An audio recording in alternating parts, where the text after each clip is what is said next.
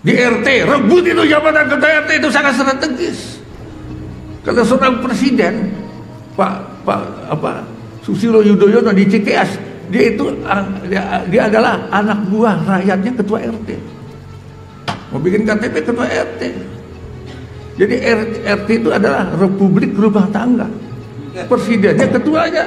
Nah, apalagi RW, apalagi camat. Banyak camat ya. Untuk pada pulang belum camat? Belum ya. Apalagi camat. Apalagi bupati, apalagi wali kota, apalagi gubernur, apalagi menteri-menteri, apalagi presiden, apalagi Kapolri, apalagi Panglima TNI, apalagi dan lain-lain.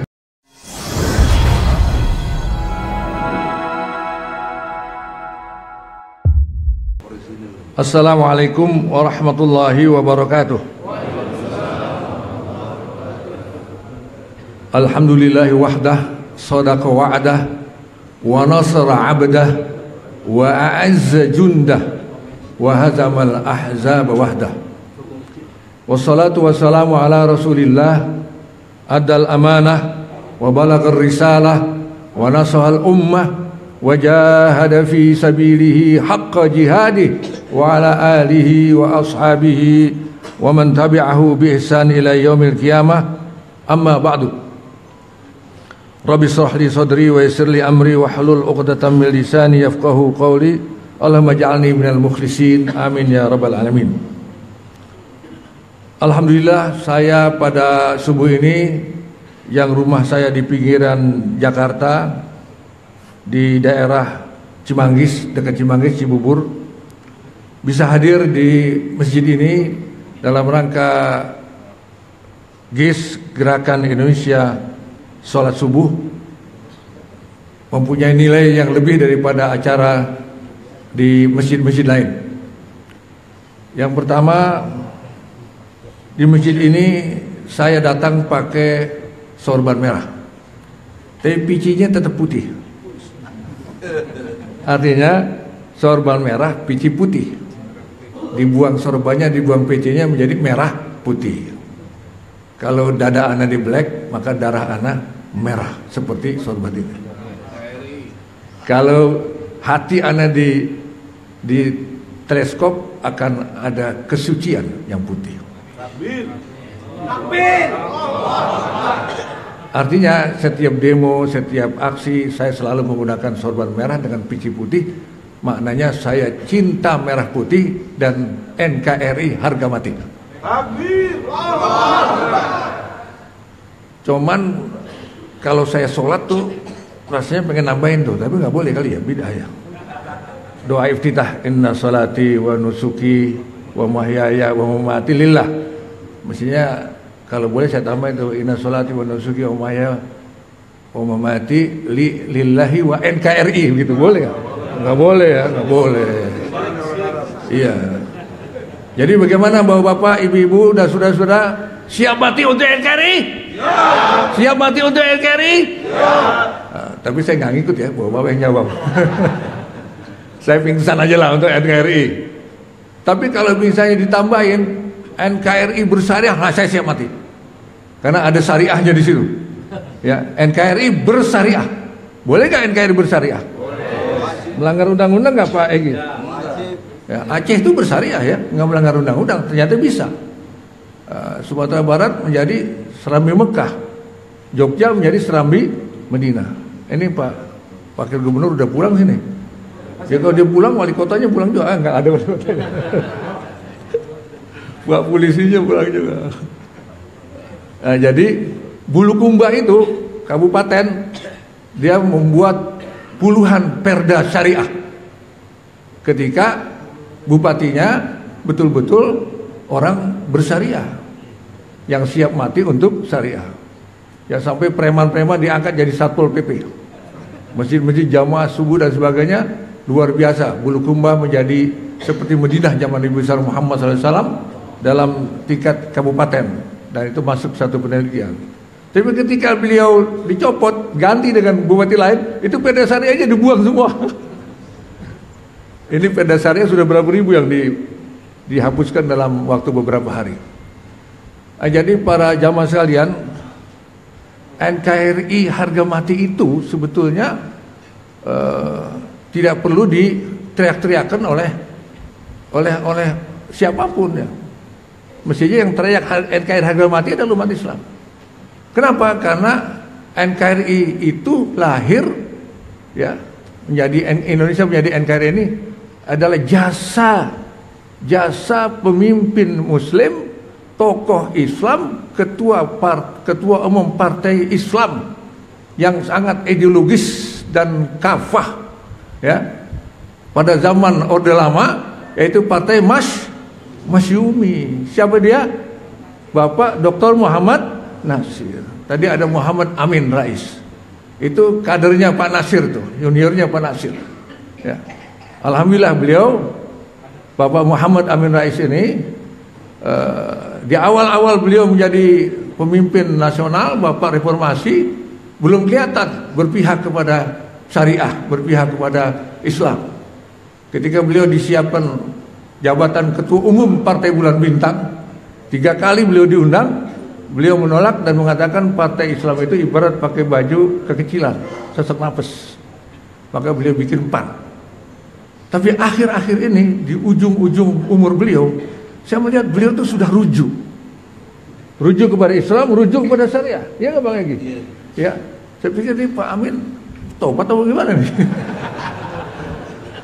Itu yang harus dicontoh oleh semua pemimpin Indonesia agar di akhir rambutnya supaya rujuk ilallah, rujuk kepada Islam, rujuk kepada syariah. Maka kita doakan, ya, kita doakan Bapak Muhammad Amin dan kita aminkan agar Bapak Muhammad Amin betul-betul husnul khotimah, husnul khotimah, mati dalam membela Islam fi sabilillah.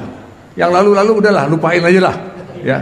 Pak Amin sudah bersama kita sekarang, bahkan berada di paling depan. Di GIS ya sebagai apa Pak ini? Sebagai Dewan Penasihat ya. Di GNPR sebagai apa tuh ya? Sebagai ini juga 212 beliau juga adalah ketua Dewan Penasihat. Itulah jadi NKRI bersyariah itu sebetulnya adalah sesuatu yang sangat mungkin dan kita tidak perlu angkat senjata ya. Tidak perlu berontak, tidak perlu melaksanakan radikalisme ya. Perlu dipahami bahwa saya pernah kedatangan tamu orang nomor 1 di Polri, yaitu Bapak Tito Karnavian. Masih jadi Kapolri ya? Masih ya? Kalau Pak Gatot udah enggak ya Pak Gatot ya? Pak Gatot terlalu dekat dengan umat Islam kali ya.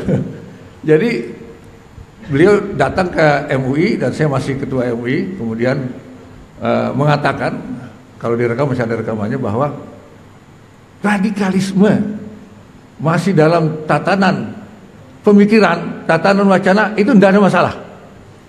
Ya, jadi kalau radikalisme baru ngomong doang gitu, omdo, itu nggak apa-apa. Itu Pak Tito, ya, riwayatnya saya. Ya. Rawa Khalil Ridwan, Anna Tito Karnavian qala. Beliau berkata di Majelis Ulama Indonesia ketika beliau datang pertama kali memperkenalkan diri ketika beliau diangkat menjadi Kapolri, bahwa radikalisme dalam tatanan pemikiran, wacana, dalam wacana itu tidak masalah, di semua negara terjadi itu. Ya, radikalisme itu di Amerika, di Eropa, di Timur Tengah, di Asia termasuk terjadi dan itu tidak masalah. Paling-paling dicatat aja tuh nama-namanya tuh ya. Khotot. Egy Sujana. Cuma dicatat doang ya. Tapi radikalisme menjadi bermasalah dan melanggar hukum apabila diaplikasikan menjadi satu tindakan. Ya, menjadi tindakan misalnya ya mecah-mecahin kaca gitu ya. Kayak saudara-saudara kita dari Tolikara itu ketika protes kepada Menteri Dalam Negeri ya. Banyak kaca-kaca dipecah itu. Ya, sekarang bagaimana nasibnya itu? Enggak dihukum ya? Iya. Dulu Tolikara juga malah diundang ke istana ya.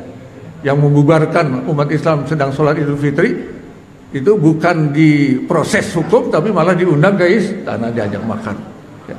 Nah inilah bapak-bapak dan saudara-saudara sekalian, saya kira bahwa NKRI bersyariah ini adalah suatu hal yang halalan thayyiban mubarakat.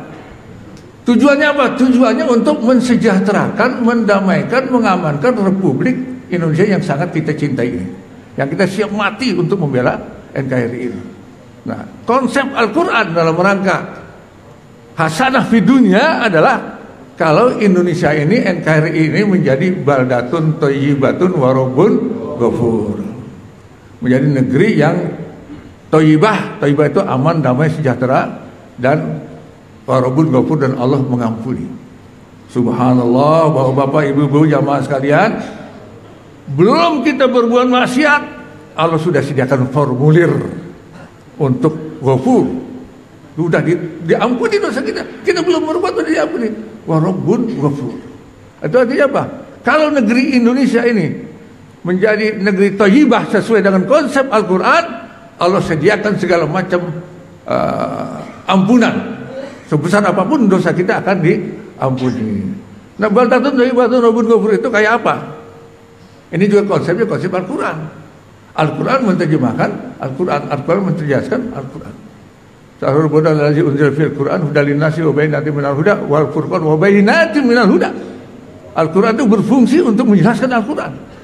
Ya, maka ada ayat lain yang mengatakan, "Lau anna ahlal qura amanu wattaqau la fatahna 'alaihim barakatim minas sama'i wal ardh." Kalaulah seluruh penduduk negeri ini. Nah, ini buat Pak Wakil Gubernur nih, kamu Pak Sani udah pulang nih. Buat Pak Polisi udah pulang juga. Tapi polisi yang enggak pakai dinas masih ada.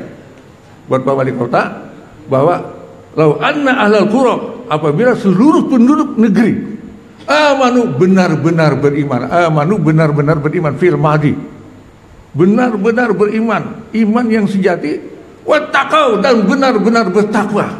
Apa itu takwa? Apa itu takwa? Ya, menjalankan semua perintah Allah dan meninggalkan semua larangan Allah. Gampang. Kiai Haji Abdul Syafi'i bilang seperti tukang parkir. Maju, mundur. Dulu cuma 500, sekarang 2000 ya. Maju, mundur. Lihat kebaikan, lihat kesolehan, kita maju paling depan. Lihat kemungkaran, kita mundur paling belakang. Itu takwa. Gampang, gratis, nggak perlu tenaga, nggak perlu pakai mikir dan lain sebagainya. Lau anna ahlal qura amanu wattaqau, kalau seluruh penduduk negeri Indonesia ini amanu, betul-betul beriman sesuai dengan konsep Quran dan Sunnah, wattaqau, dan betul-betul bertakwa sesuai dengan konsep Quran dan Sunnah, atau seperti yang disuruhkan oleh khatib Jumat, ittaqullaha haqqa tuqatih, ittaqullaha haqqa tuqatih. Setiap khutbah selalu diucapkan. Kalau tidak diucapkan, sebagian ulama mengatakan khutbahnya nggak sah. Rukun khutbah itu mengucapkan ittaqullaha haqqa tuqatih wa la tamutunna illa wa antum muslimun. Inilah inti daripada ceramah saya, yang tentu saja tidak boleh panjang karena masih banyak pembicara lain, ya, yang bagaimana gerakan Indonesia sholat subuh ini bisa mengarah kepada baldatun thayyibatun warobun ghafur, bisa menjadikan penduduk Indonesia ini seluruhnya adalah beriman dan bertakwa. Alhamdulillah, ya, pilkada DKI kemarin ini kita berhasil. Itu ketika ada pemilihan, saya datang beberapa orang ke pesantren saya di Bekayon, Pasar Rebo, DKI itu pesantren saya itu. Anak-anak muda mengenalkan diri bahwa dia itu datang dari Pontianak dan Singkawang. Di sana itu gubernurnya 2 periode non-muslim. Singkawang itu mayoritas non-muslim, juga dari keturunan tertentu. Ya. Saya mau apa? Pak, saya mau menyebarkan brosur ini. Brosur apa? Saya lihat. Ternyata brosur itu tulisannya di atas itu hayya 'alal falah. Bismillahirrahmanirrahim. Hayya, tulisan Arab, hayya 'alal falah. Dia bawa beribu-ribu lembar di dalam ransel dia. Ini untuk apa? Untuk saya bagikan kepada masyarakat. Kenapa? Saya datang dari Pontianak dan dari Singkawang, prihatin. Jangan sampai DKI seperti Pontianak atau Singkawang, yaitu kepala daerahnya non-muslim. Subhanallah. Dengan ongkos sendiri, anak muda ini datang ke Jakarta dan saya izinkan untuk nginep di pesantren saya dalam rangka menyebarkan brosur hayya 'alal falah. Kenapa dia namakan brosur hayya 'alal falah? Karena kalau hayya 'alas shalah udah, kita datang ke masjid, hayya 'alas shalah, hayya 'alal falah, bergegas ketika masjid sholat jamaah. Maka muazin bilang, qad qamatis shalah, qad qamatis shalah. Kita bangun, kita sholat subuh. Tapi hayya 'alal falahnya gimana? Itu pemuda-pemuda dari Pontianak, dari Singkawang, Kalimantan Timur ya, Barat. Kalimantan Barat yang 2 periode gubernurnya non muslim, padahal di sana 70% penduduk muslim. Ternyata gubernurnya non muslim. Kita datang kemari ingin agar Jakarta tidak menjadi seperti Kalimantan Barat. Inilah makna hayya 'alal falah. Jadi tadi ketika kita sholat jamaah subuh diimami oleh imam yang subhanallah luar biasa bacaannya dan sebagainya, mudah-mudahan dia tidak riak dengan bacaannya. Ya, itu perlu doa itu. Ya. Mudah-mudahan tidak riak. Saya yakin insya Allah tidak riak. Ya. Itu kita menjawab qad sholat, menjawab hayya 'alal sholat. Tapi ketika berdiri saudara Rustam, kemudian mempersilahkan Pak Amin Rais bicara, kemudian wakil gubernur dan sebagainya, itu adalah menjawab panggilan hayya 'alal falah. Itulah mari kita rebut kemenangan. Kemenangan itu tidak ada, al-falah tidak ada di dalam masjid. Di dalam masjid ada sholat untuk akhirat. Lu ikhlas, lu cukup sholat rukunya dapat pahala, insya Allah masuk surga. Dengan sholat kamu masuk surga. Dengan kamu tidak sholat berdosa, ya maka kamu tidak akan masuk surga. Akhirat hasanah fil akhirah. Semua ibadah mahdoh urusan pribadi kepada Allah dalam rangka hasanah fil akhirah. Tapi kalau hasanah fi dunya, ya hasanah fi dunya bukan dengan sholat, bukan dengan puasa, bukan dengan zikir, bukan dengan doa, dengan merebut al-falah di luar masjid. Di RT, rebut itu jabatan ketua RT itu sangat strategis. Kata seorang presiden, Pak Susilo Yudhoyono di Cikeas, dia adalah anak buah rakyatnya ketua RT. Mau bikin KTP ketua RT. Jadi RT itu adalah Republik Rumah Tangga. Presidennya ketuanya. Nah, apalagi RW, apalagi camat. Ini banyak camat ya. Udah pada pulang belum camat? Belum ya. Apalagi camat. Apalagi bupati, apalagi wali kota, apalagi gubernur, apalagi menteri-menteri, apalagi presiden, apalagi Kapolri, apalagi Panglima TNI, apalagi dan lain-lain, BIN, terutama BIN. Ini nyebut BIN ini saya ingat sekarang ketua BIN sudah masuk masjid ya, Dewan Masjid Indonesia. Ya. Biasanya kan kalau pejabat polisi dan BIN ini dalam rangka nahyul munkar. Ya, ulama dalam rangka amar ma'ruf. Nah, mudah-mudahan ketika kepala BIN masuk menjadi ketua DMI, Dewan Masjid Indonesia, dia akan nahyul munkar di lingkungan masjid. Apa ini kemungkaran di masjid, apa ada? Saya menemukan beberapa saat yang lalu saya diundang tabligh akbar di Tangerang, satu masjid.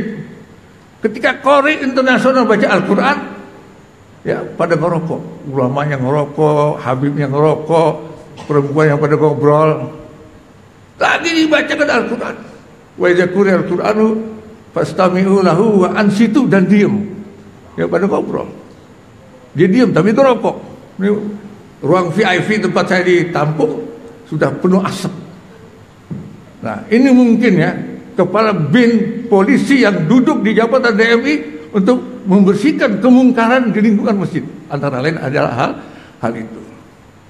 Saya yakin BIN dan polisi masuk masjid bukan untuk ngintelin khotib, bukan untuk membungkam para ulama dalam ceramah dan sebagainya.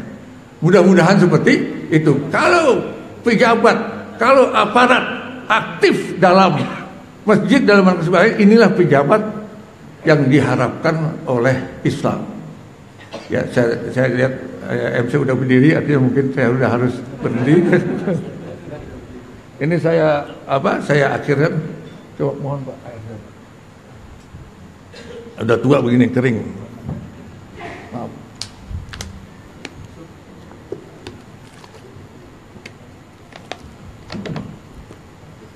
Saya bacakan satu ayat. Ya. A'udzubillahi minasyaitonir rajim. As-sabiqunal awwaluna minal muhajirin wal ansar walladzina tabauhu bi ihsan radhiyallahu anhum wa radu'an wa adlahum jannatin tajri min tahtahal anhar. Di sini bukan fi tahtihal anhar, bukan.